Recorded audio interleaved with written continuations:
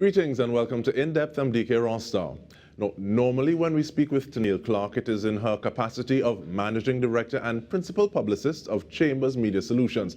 But when Afrochella send for you and you're speaking on a panel in Ghana, now the Wood and Water Festival to be precise, we are speaking with global travel, culture and entertainment writer Tenille Clarke about centralizing Caribbean efforts to foster Alkebulan dialogue.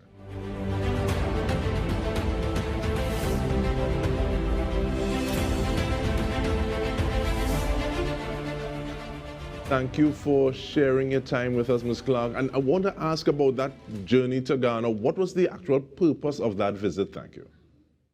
So I think the visit was twofold. The first intent would obviously be to reconnect with my people in Accra, Ghana. It would have been 3 years since I would have initially visited as a guest speaker on Afrochella's festival's iteration in 2019. So this was my first visit in a post-COVID, or what many would refer to as a post-COVID era. And the second intent would be for me to this time speak as a panelist on the inaugural Wood and Water Festival, which is an experience that is curated by Lakeisha Ford. She is actually a communications consultant of Ghanaian and Jamaican heritage living in the capital city of Accra.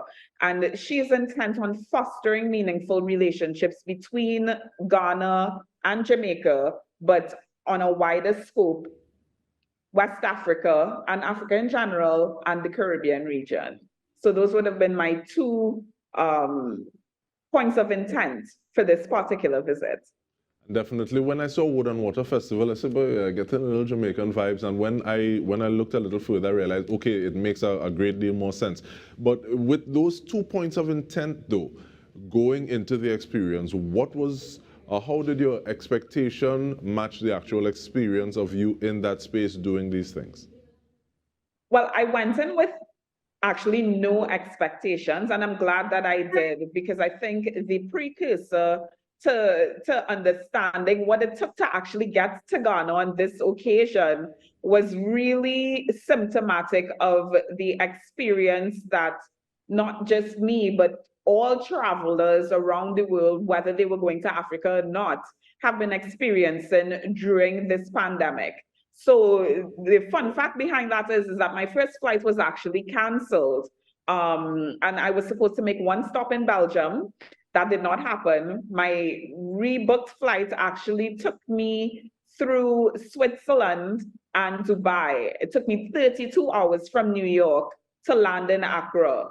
So I think it's really, really important for people to understand that, yes, we're trying to foster relationships. Yes, we're trying to build bridges, but we're still dealing with the reality of circumstances as it relates to travel and how the pandemic has impacted our ability to move and to, culturally connect with each other as well. So I think that's really, really important for people to understand, which on this occasion, I did not get to capture in the writing that I would have done. But I really wanted to take that opportunity to understand that it's not quite business as usual as yet. I think we're still all trying to figure it out, what works best in this new environment that we are all trying to come to terms with. 32 hours from New York to Accra, Ghana, and you didn't set yourself up with any expectations, so you're just being in the moment, in that space, in that time. What was it like? Celebratory. It was jubilant. It felt triumphant for a lot of people who I know felt like they missed the opportunity to be in Ghana in 2019 for the year of return, which seemed to take the entire world by storm. I mean, even the Prime Minister of Trinidad and Tobago was able to visit Ghana shortly thereafter. I believe that would have been in January of 2020. So for persons who had missed that opportunity, there was really a sense of reconnection and reigniting purpose as it relates to forging a cultural path. How do I, or the proverbial you, try to connect with a culture that has been sold to be a foreign space for us. So I think it's really, really important that people understand that the path is there, but it's also about finding your own unique experience in the ecosystem that Ghana has to offer. And I think that when you look at it from a public-private partnership perspective, the government of Ghana and organizations such as Afrochella Festival have done a phenomenal job in giving people options and affording people choice in finding their footing in that space.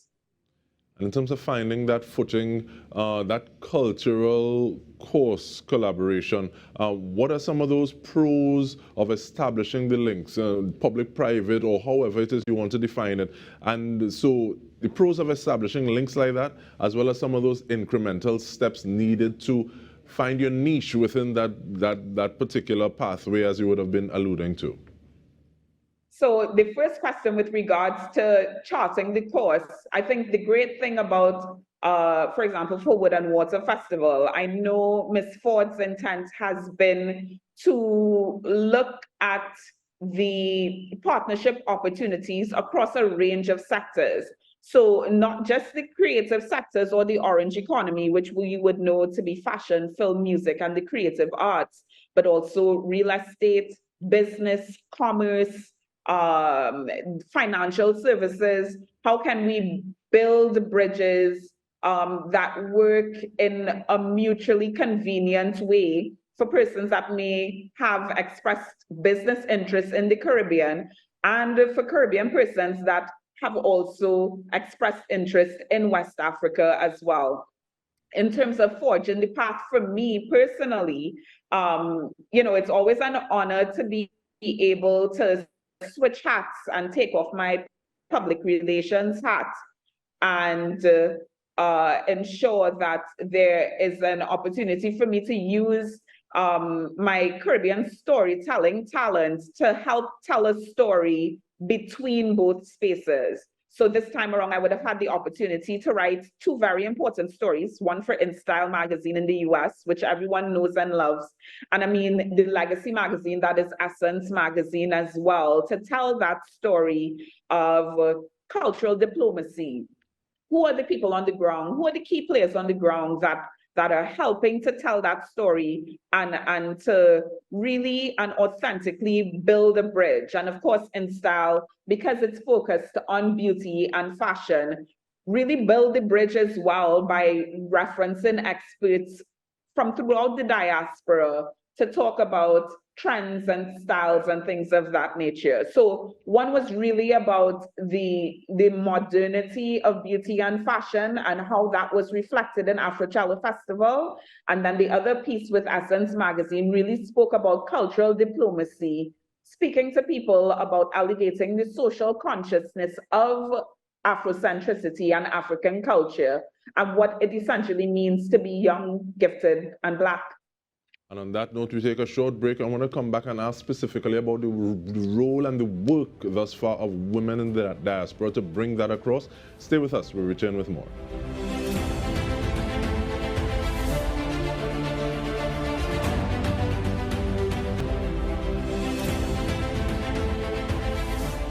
Welcome back. We are looking at the work of Tenille Clarke to help bridge Afro-Caribbean dialogue and futures.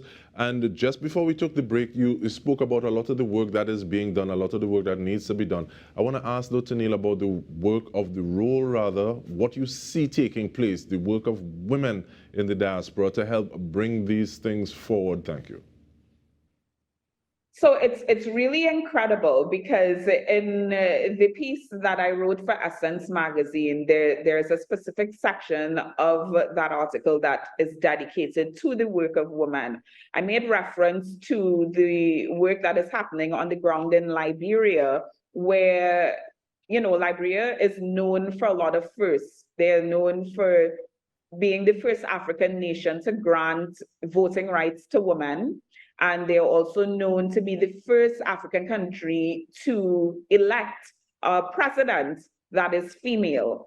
So when I spoke to award-winning filmmaker Kukwa Ishun, who has done work with people like Wizkid, Michaela Coel, she's worked with international rappers and entertainers, and you see someone of her age and her stature, very young, but quite a visionary, doing that necessary work on the ground in Africa to not only connect people with resources, and I'm talking financial resources, human resources, and really putting in the work to help connect Africa with those resources, and now extending that hand beyond African borders and looking at the diaspora. I think it's really, really important to really note that the work of women is something that is not taken for granted.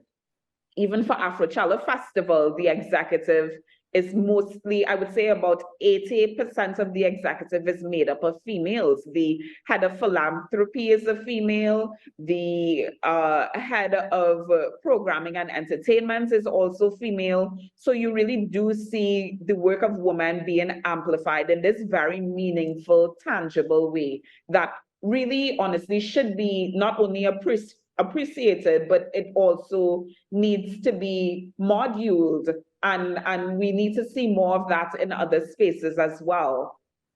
And when you speak about connecting resources, Ms. Clarke, one of the things that I see you, every time I see you, you're looking fancy. And I want to ask, though, the reason behind your concerted effort and from images that you would have shown while you were there to showcase looks by regional designers, and this complete with big bad write-ups, letting people know, okay, well, this look is this person. You can find them here. And just making sure that people know that you're bringing a piece of home or bringing a piece of the region with you, and letting people know, okay, well, this is accessible in an area like this. So it has to be a two-way street in that regard. So today I'm even actually wearing a jacket from one of my favorite Ghanaian designers, Christy Brown. So I'm actually returning the favor on this occasion. But during the course of my trip, I made a commitment to myself that I wanted to wear a Caribbean fashion designer every single day that I was in Ghana. And I was there for 8 days. So designers like Soka from St. Vincent and the Grenadines, designers from Jamaica, you have Ochi, who is a Jamaican-born, Miami-based designer. You have designers right here at home, such as Diane Carlton. You have Benny Karib. So it's really, really important for me to literally use myself as a vehicle of showcasing the brilliance that the Caribbean has to offer. And for me, that is just a starting point. That is just the tipping point for the limitless possibilities that we can frankly explore. I can say with no measure of uncertainty that I do intend to bring more of the fashion element into the African spaces as well. I know that Afrochella Festival has been very intent on showcasing designers from throughout the diaspora. And I'm hoping that in 2023, we can now use that as a portal of opportunity to bridge that gap in the creative industries, not just to showcase the talent, not just to open up the market and be receptive to the idea that there is a market opportunity for Caribbean designers in Africa, but to also access resources and to get those public-private partnerships in stream so that we can build mutually beneficial relationships across waters.